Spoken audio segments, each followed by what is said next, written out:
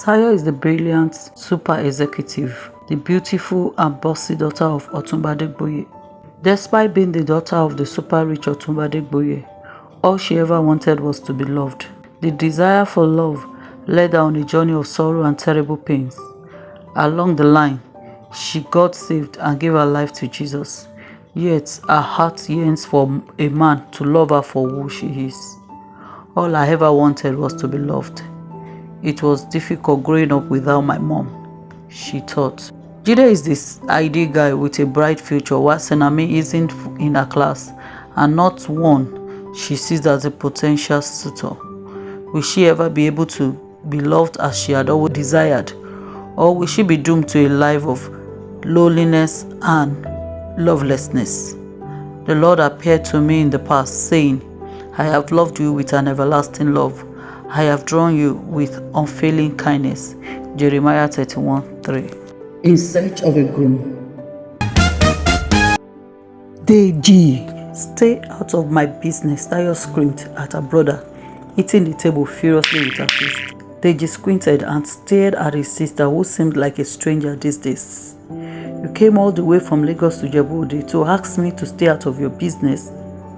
Tell me you are kidding me right now, Deji said as he stood up from his desk. Deji, I mean every word I have said. Are you the one who cursed me that I won't marry? Why would you pay Jide to stay away from me, she asked. That is because the guy is bad news. Tayo, it's unbelievable you refuse to see through him. When I see that guy, I smell deceit a mile away, he said. Why not keep your smell to yourself and let me enjoy my relationship in peace? And by the way, his name is Jide and he loves me, she yelled. He loves you? Are you trying to convince me or convince yourself about that?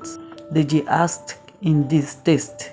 Deji, Tayo said in an uncharacteristic shaky voice as she wagged a finger at him. Deji looked at his sister with compassion and gently embraced her. T, please, don't get too desperate. A man who will love you will soon come, he whispered to her. She pulled away and looked at him. When? A deafening silence immediately enveloped the room. Tayo was waiting for an answer from her brother. To her, the wait felt like an eternity, and when Deji refused to respond, she moved further away from him. You see, you don't even know. Well, a bird in hand is worth two in the bush. Let me make do with Jide. Can't you just be happy for me and support me like I did for you and Gloria? I am not asking for too much, Deji. Deji reached out to touch her, but she further stepped away from him. She picked up her bag and looked at her brother. If you can't do this for me, then let's just stay on our different lanes. No, Tayo. No one who loves you will separate you from your loved ones. Don't let Jide do this to us, he whispered. Jide didn't do it. You, Deji, did it. You stepped out of line when you offered to pay Jide to leave me alone, she wailed. She turned to leave, but Deji quickly held her hand. Tayo, please don't be like this. This is Deji. It's me, your brother. Okay, I'm ready to accept Jide as your fiancé, but I don't want this bad blood between us, he said fiercely. Well, that's too late. Jide said we can't trust you in our relationship, she said as she tried to pull her hand out of his. You said what? That two-faced, conniving liar and cheat. Deji snapped as he released her hand. You can see that he's right. Why would you call him names? Bye, Deji, she said as she looked disdainfully at her brother and opened the door. No, Tayo, wait, Deji entreated. He ran after her and tried to stop her from getting into the car. She angrily pushed him away, climbed into the passenger side of the door, and instructed her driver to zoom off. Nonsense, Tayo fumed as she entered her room after a trip to Ijebu-Ode to see her brother. So his plan is to be the only married one while I become a spinster all my life. He's a joker, she thought, even as she went in to have a bath and got back to her room. Sitting with her laptop, she stared for a long time, doing nothing on the laptop. Deji had been the ideal big brother, and in her 33 years of living, they had never had such an argument as bad as this. She wanted her old brother back, the one who had always believed in her, stood by her, fought for her and supported her. She didn't want this new Deji who only wished to control her. Tayo had started having boyfriends from secondary school. She had been lost because there was no mother to hold her hand and lead her through. Their father was the best, but he didn't realize how much she needed to be loved. She had changed boys like clothes till her undergraduate days in the UK, when she had moved to the wrong group, and she had fallen into a dark place, doing drugs, alcohol, and then at last depression had set in. This had led her to attempt suicide. She would have died that night if not for Martha. Martha was her roommate. She was a believer and had tried severally to share the word of God with her, but she had only wanted to be loved. Little did she know that no love could equate that of Jesus. Martha had called an ambulance as she gasped and struggled for her life in the room. She had also called her dad, who had flown to the UK as soon as he could. Deji did not know anything about this because she had insisted that their father shouldn't tell him. She knew him. He wasn't as strong as he made others believed. She saw how their mother's death had left him a shadow of himself. She had gone to rehab in the UK, deferring her admission for a year. Martha had helped her through that 1 year journey in the rehab and had helped lead her to Christ at the age of 18. Deji didn't know how she had always longed to get a man to love her. Oh, the men had come, but most of them had either been intimidated by her wealth and career, or now by her no sex before marriage stand. This continued to play out until Jide came on the scene. Then Deji had gone to offer him money to stay away from her. The nerve of him, she exclaimed, eating the bed hard. She needed to marry before she stopped producing eggs. She wanted children too. She could not stop crying as she ruminated about her life. God, I just want to be loved. I know you loved me, but I need a real man to love me too, she whispered as she abandoned her laptop and crawled into bed. She hugged a pillow to her chest as she reflected on her life in the last 15 years or so that she had given her life to Jesus and had been celibate. On several occasions, she had been tempted to just get down with anyone. It had been a real battle because she sometimes had the urge to just have sex with any man she could get to do it with. But God had helped her and is still helping her. But now she was sure she was losing this battle. God, help me, she whispered.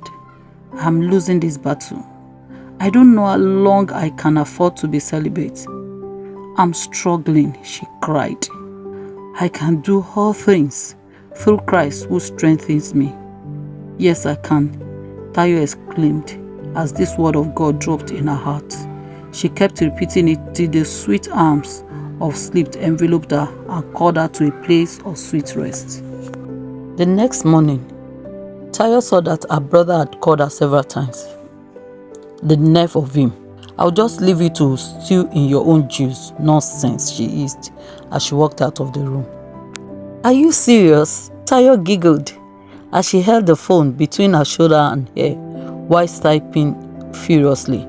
You don't say, she added as she paused in her typing. Okay then, I wish you all the best. Yes, send the letter. I will gladly sign the guarantor's form for you. Okay, bye. Love you, she added, blowing a kiss to the phone before disconnecting the call. Much later in the day, as she was on her way out of the office, a new PA informed her that the team from the IT company contracted to overhaul the company's software was around. She checked her wristwatch and realized that she was running late for her lunch date with Jide. Please take them to the accounts department and let them speak with Mr. Gabriel. He will update me. I need to be on my way for another meeting now, Tayo instructed as she walked out of the office. It took about another 1 hour to drive to the Chevron area of Lagos Island, where the restaurant that Jide had chosen was situated. Tayo always wondered why Jide didn't like to come to the mainland or even the part of the island where her office was located. Hello, pretty, he called before she even saw him. Her smile became brighter as she doubled her steps towards the table where he sat. He stood to give her a peck on her cheeks. Removing her designer glasses, she smiled at him again. She always loved that he was openly affectionate. Hope you haven't been waiting for too long, she asked apologetically. Not really, say about 10 minutes, he replied, checking his wristwatch. The traffic was really bad. I don't know why you don't want to leave this area. Thank God I don't have to come to Osaka, London today, she said, sounding relieved. Are you saying you don't like my area? He asked. And Tayo's smile quickly disappeared from her face. No, she replied, waving her hand in denial. I was teasing, she added. He huffed and turned to pick up the menu. After perusing, he dropped it angrily on the table. I think I just lost my appetite, he bellowed. Tayo was now afraid. She stretched to touch his hand, but he quickly removed it from her reach. I said I was teasing. I am sorry, she pleaded. You can order what you wish to eat. I will just wait for you to finish eating, he said, folding his hands on his chest defensively. No, now, don't do that. But I said I was only teasing. How do I come all that way and this is the way you want to treat me? After much pleas and persuasion, he finally agreed to eat. As they ate, Jide brought out an envelope and placed it on the table. This is the guarantor's form. I don't want you to forget. Yes, that's true. I'll just go with it and have my lawyers read through, Tayo said as she reached for the envelope. She was, however, not fast enough, as Jide held it down on the table with his hand. And why do you want to do that? Aren't you supposed to be my fiancé? I know your brother has sown seeds of doubt in your heart towards me. No problem. He's poor than poor. I haven't killed anyone, as he withdrew the envelope from the table. But Jide, why are you doing this? How can my brother poison my mind against you? We haven't even spoken since I confronted him about 2 months ago. I only wanted to do due diligence. But don't worry, I'll just peruse and sign it now, she said with a smile. Yeah, that's my girl. You know, once I get this contract, then we can start planning our wedding, he said, and this brought a new light to Tayo's eyes and a big smile to her lips. I don't want your family to think that I'm marrying you for your money, he added as he picked at his teeth with his little finger. Tayo beamed at him before she quickly brought out the pinned sheet of paper from the envelope. Jide's eyes dilated as he looked lovingly at Tayo. I love you, Tayo, Jide whispered in a way that sent tingles down to her toes. Tayo felt a quick heat run through her body. Her eyes followed the slow movement of his tongue from one end of his lips to the other. Like a snake recoiling, he sneaked his hand across the damask-covered table to where Tayo's hand rested on the envelope. You are the only one who truly accepts me for me, he whispered as he ran his fingers on her hands. You don't mind coming all the way to my hood. You are truly a selfless woman, the one made just for me. He moved closer to her across the table. Tayo also drew towards him. He pouted his lips. You are the true definition of Proverbs 31 woman. I can't stop loving you, he added. Tayo's eyes became smoky, and God knew the only thing that wasn't making her remove her clothes there and then was because they were in a public place. Immediately the thought formed in her mind. She mentally shook herself and quickly removed her hand from under the caressing hand. She pulled away and shook herself physically. Clearing her throat loudly, she opened her bag and searched for a pen. I should have a pen here, she murmured as she bent her head searching her bag. Oh, I found one, she exclaimed just as Jide pointed one at her. I have one here, he also said. They both smiled at each other. As she picked the sheets of paper, her phone beeped. She quickly picked it. It was a Bible reading plan reminder. The word for the day was displayed boldly on the screen. Word for the day. There is a way which seemeth right unto a man, but the end thereof is the ways of death. Proverbs 14:12. Tayo quickly locked the phone and put it back in her bag, shaking off the uneasy feeling that came with the Bible quotes. So, Jide, tell me more about this contract, Tayo said as she scanned the papers. Jide rambled about the contract being for supply of diesel to a multinational, and now they requested that he must have a shorty. Tayo quickly scanned through the form and nothing seemed unusual. She handed over the signed papers to Jide with a smile. She had to excuse herself soon after, as she had to meet up with some potential clients.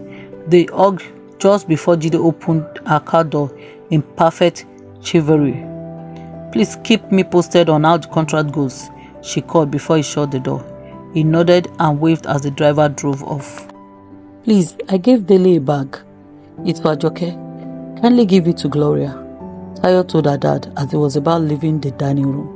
Otunba stood for a moment in deep thoughts. He turned around to face Tayo, who was seated at the table. "Tayo, don't tell me you are still not on talking terms with your brother," Otunba said as he moved to stand beside her. Tayo didn't bother raising her head. She attacked the sausage on her plate with her fork as if it was her brother. This sent the sausage rolling off the plate, bouncing once on the table like a ping pong before landing on the floor with a dull thud. "I am grateful that's not Deji you just attacked," Dad said dryly. "Dad, you are being unfair here," Tayo scowled as she kept her head buried. "Tayo," her dad exclaimed as he heard the hurt in her voice. He quickly pulled out a chair beside her and sat down. Tayo looked at her dad with tears running down her eyes, unashamed. The mucus from her nose joined with the tears that ran down her upper lips. I am 33 and unmarried," she stuttered as her hands shook terribly.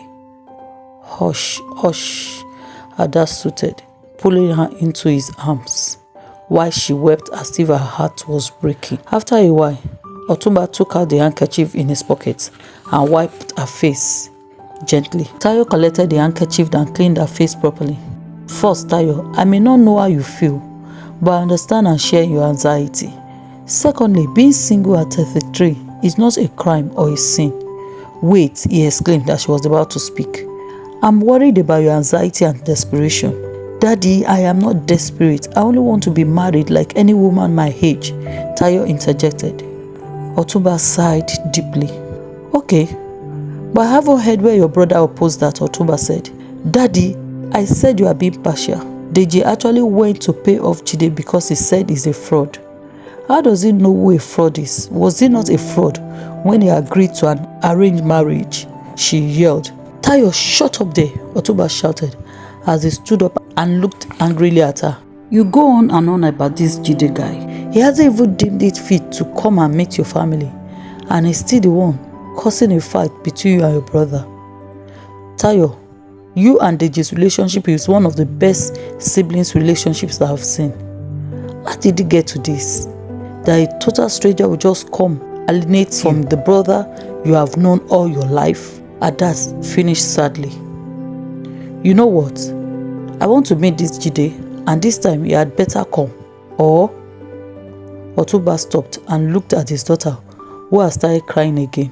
Shaking his head in exasperation, he turned away and left the room. Tayo abandoned her meal and went to her room to freshen up. After washing her face and reapplying her makeup, she sat on her bed and brought out her tablet. She opened her Bible plan and read from the book of 1 Kings 19. When she got to verse 10, she paused as the words hit her differently. And he said, "I will be very jealous for the Lord God of hosts, for the children of Israel have forsaken thy covenant, thrown down thy altars, and slain thy prophets with a sword. And I, even only I, am left, and they seek my life to take it away. Lord, I have kept myself these 15 years. My friends are all married. Even Rolly, who was a no-flat, got married 4 months ago. I'm the only one left, a spinster in my father's house," she said as she prayed and wept. Suddenly, she sat up and went to read the passage from the beginning. She read from verse 1 to 3 and then started praying again. "God, you see that Deji is like Jezebel that doesn't want me to be married," she said and brooded over the first 3 passages. Touching the tablet, her fingers rested on verse 3 and she read it again. "And when he saw that he arose, he went for his life and came to Bathsheba, which belonged to Judah, and left his servant there. I think I have to leave this house. It's because I'm staying at my father's house that the insult is becoming too much," she said, thanking God for confirming what Jide had told her on several occasions through this verse.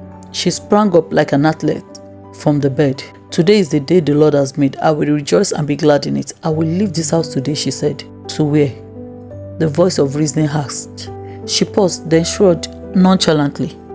At least I can rent a room at a hotel till I get a place of my own. But which area am I looking at? She stood with a finger to her chin in contemplation. Jide stays in Lekki. I will have to stay around that area. I should get a good hotel there, she thought. She brought out her phone and Googled for hotels in Lekki. When she finally decided on one, she started searching for estate agents in Lekki. After getting the contact of some, she sat to call to and book appointments for the following week. She used the intercom to ask that a female staff member be sent to her. In a few hours, she had packed several clothes and some essentials into 2 suitcases. She ordered for an Uber driver, as she didn't want her driver to know where she was going. While in the cab, she called Jide. It sounded slippery. Tayo checked her wristwatch and noted that it was some minutes past 1 p.m. Are you still sleeping? She asked. Jide yawned. Yes, I went for a VG yesterday and I had a stressful week, he replied. Oh, I'm sorry to hear that. Guess what? I'm moving to Lekki, she exclaimed. What do you mean by moving to Lekki, he asked. Well, I took your advice and I left home.